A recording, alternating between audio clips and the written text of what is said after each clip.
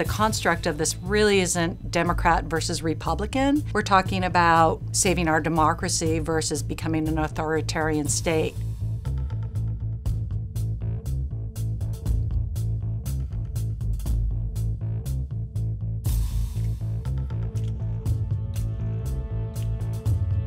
The rationale behind the list was for us to understand what was happening. There's so much chaos, so much volume of change that we're starting to normalize each week, things that were unthinkable before November. The common threads you start to see are kleptocracy and sort of this irreverence around it, that he's always testing new boundaries to how much he can get away with. The theme of Russia is a common theme that kind of ebbs and flows each week. Michael Flynn and corruption and treason.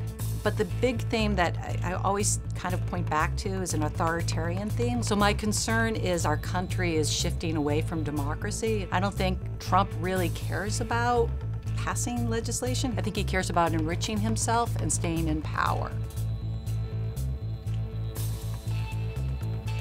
The longer he stays in power, the longer our road is going to be back to democracy and normalcy. We can already see the institution as we know it. Things are fading and changing dramatically.